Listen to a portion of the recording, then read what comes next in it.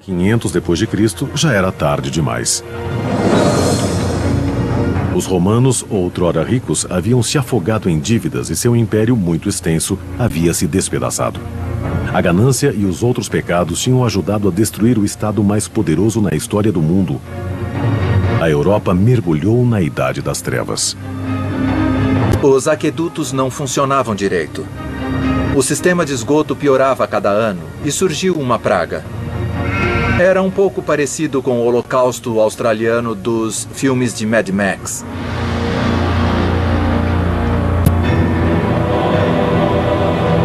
Em 590 depois de Cristo, só a autoridade da Igreja mantinha a sociedade ocidental em ordem.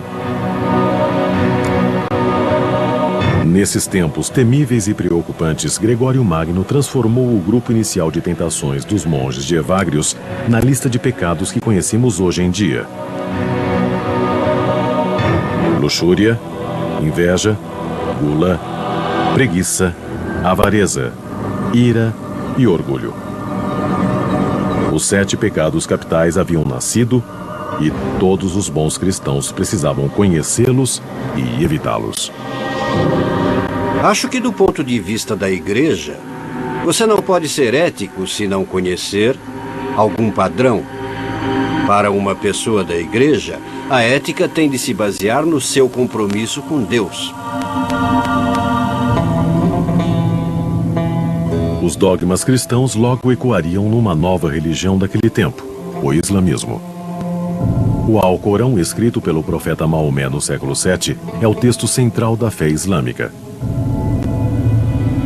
O livro diz aos seus seguidores que a jornada para dominar instintos básicos como a ganância é vital para se alcançar a pureza espiritual. Há uma metáfora na tradição islâmica que a pessoa gananciosa é alguém que se submeteu ao fardo de carregar essas coisas. E que a pessoa correta está livre da ganância.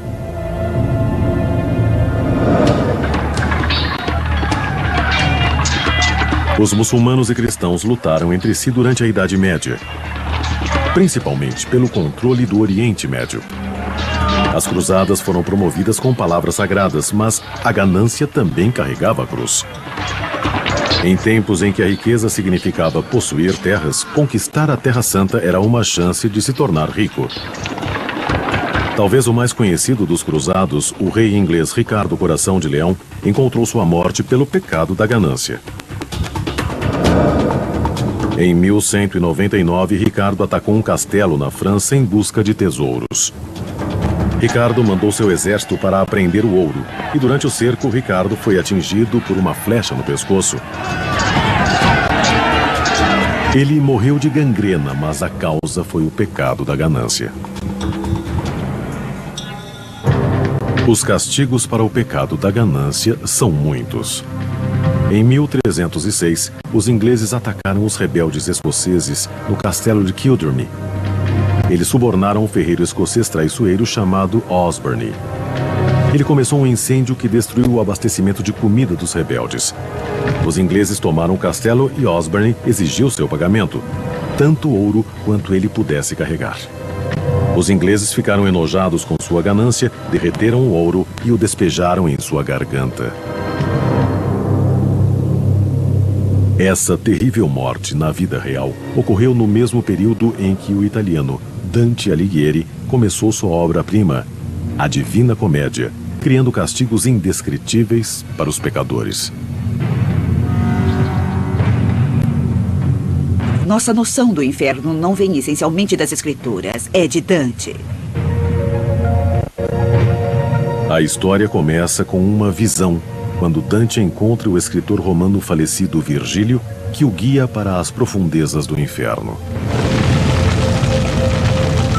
Lá, ele vê o destino dos pecadores. No quarto círculo do inferno, Dante encontra os gananciosos. Eles empurram para a frente e para trás, sempre, grandes pesos que podem ser tão pesados quanto o ouro que tentaram obter em vida. Dante os chama de doentes para dar e doentes para receber, os acumuladores de dinheiro e os esbanjadores de fortunas. Esses pecadores são os dois lados de uma mesma moeda. Ambos são incapazes de controlar seu dinheiro. E então, Dante e Virgílio descem mais fundo no inferno para o 8º círculo. Aqui, ele encontra os padres pecadores que cometeram o pecado da ganância vendendo indulgências.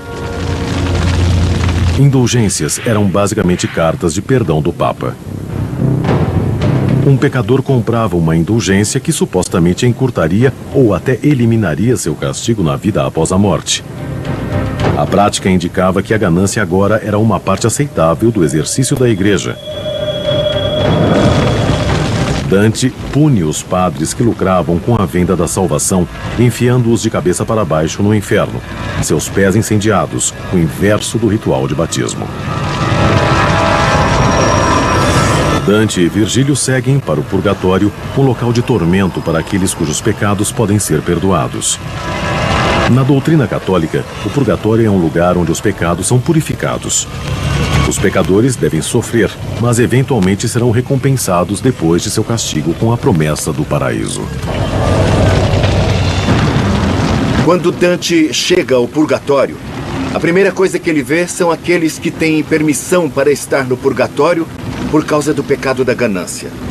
São aqueles com o rosto contra o chão, repetindo o verso de um salmo, o Salmo 119. Minha alma está apegada ao pó. Eles estão com o rosto voltado para a terra. Não podem se virar e olhar para o monte do purgatório, para onde fica o céu, para ver Deus. Portanto, esse é o maior comentário que Dante faz do que vem a ser o pecado da avareza. O inferno de Dante ajudou a moldar comportamentos sobre o pecado e a ganância nos 500 anos que se seguiram. Mas não foi o bastante para purificar a ganância da igreja, principalmente uma forma de ganância chamada simônia. A simônia era a aceitação de pagamento por serviços eclesiásticos, como a confissão. Por muitos motivos, essa é a pior forma de ganância. Quando a religião estabelecida, quando a instituição em si mesma começa a agir com ganância, não há maneira de se redimir. A crença que se desenvolveu na Idade Média é de que o motivo pelo qual alguns religiosos cometiam os 7 pecados capitais era porque estavam possuídos por demônios. A ganância estava se tornando tão difundida que tinha seu próprio demônio. O nome dele era Memnon.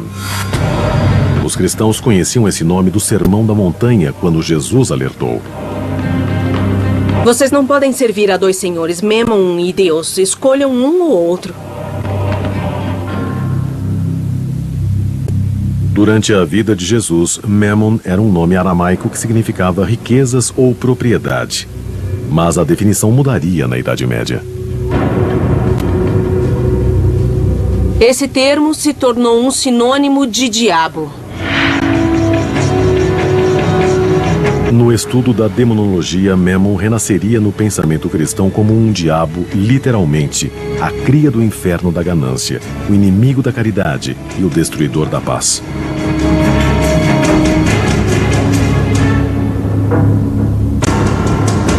Mas conforme a Idade Média foi dando espaço para a Renascença, parecia que o pecado da ganância estava por toda parte. Em 1557, Peter Bruegel, o grande pintor alemão, retratou o pecado da ganância no quadro Peixe Grande Come Peixe Pequeno.